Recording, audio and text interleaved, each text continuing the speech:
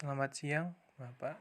Perkenalkan, nama saya Muhammad Akmali dari KKN kelompok 29. Assalamualaikum warahmatullahi wabarakatuh. Matur nuwun, terima kasih. Saya nama Catur Hindro Yunianto, Eskepnes MMSI. Saya sampai sekarang menjabat sebagai Kepala Puskesmas di Puskesmas Gunduran. Baru-baru ini muncul keturunan baru dari varian Omicron, yakni Centaurus. Mengenai varian baru tersebut, eh, pendapat Bapak sebagai tenaga kesehatan bagaimana? Menurut pendapat saya, kalau COVID varian baru ini sebetulnya enggak begitu banyak, enggak begitu berpengaruh sih ya. Hasilnya sama saja, dia bentuknya juga virus.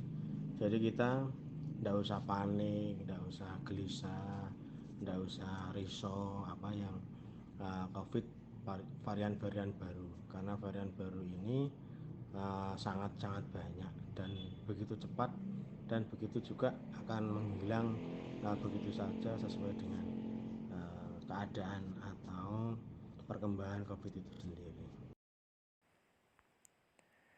Sejauh ini, separah apa kasus COVID-19 varian baru di Indonesia ini? Untuk separah apa varian baru ini menyerang tubuh kita, tidak, sebetulnya ya tadi sudah dari awal sudah saya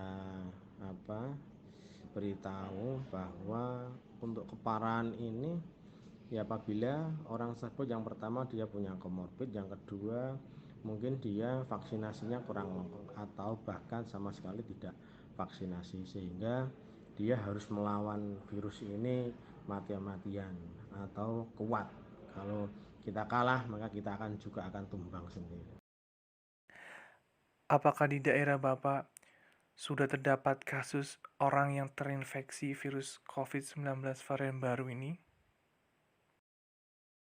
Khusus untuk Blora, apakah ada kasus varian baru, sampai saat ini kita belum secara de facto, secara tertulis di atas kertas, kita belum dapat berita seperti itu. Tapi untuk gejala-gejalanya, untuk varian baru sudah ada.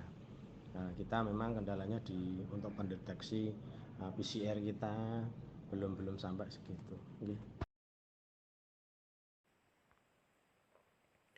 Untuk gejala itu sendiri, bagaimana sih gejala-gejala yang ditimbulkan oleh kasus varian baru tersebut?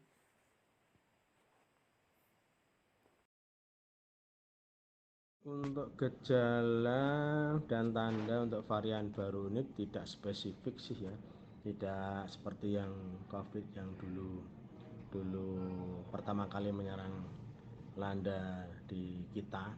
Untuk varian baru ini sebetulnya biasa-biasa saja, cuman untuk orang yang komorbid atau belum vaksinasi, dia akan lebih berat untuk gejalanya. Gejala yang muncul ya hampir sama sih, ada diarenya, ada nafsu makan berkurang, terus mual-mual, mungkin sesak apabila pasien yang terpapar itu kena asma, punya riwayat asma.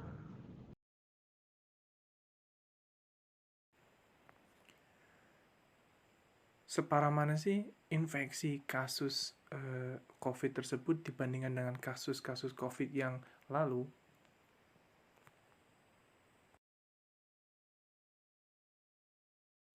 Kalau untuk COVID seberapa parah, khususnya COVID varian baru ini tidak begitu seperti yang varian yang dulu-dulu sih ya, karena kita pencapaian vaksinasinya untuk 1C1, 2 dan 1-2 khususnya udah baik.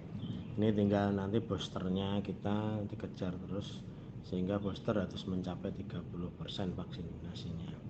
Jadi untuk kasus COVID yang kedua ini, varian baru ini tidak begitu tidak begitu ganas ya, karena sudah kebanyakan kita semua warga negara sudah banyak yang terpapar dan juga vaksinasi. Terima kasih Pak atas kesempatan sharing informasi dan bincang-bincang mengenai COVID-19 varian baru ini. Semoga dengan adanya podcast ini dapat bermanfaat bagi orang-orang yang mendengarkannya.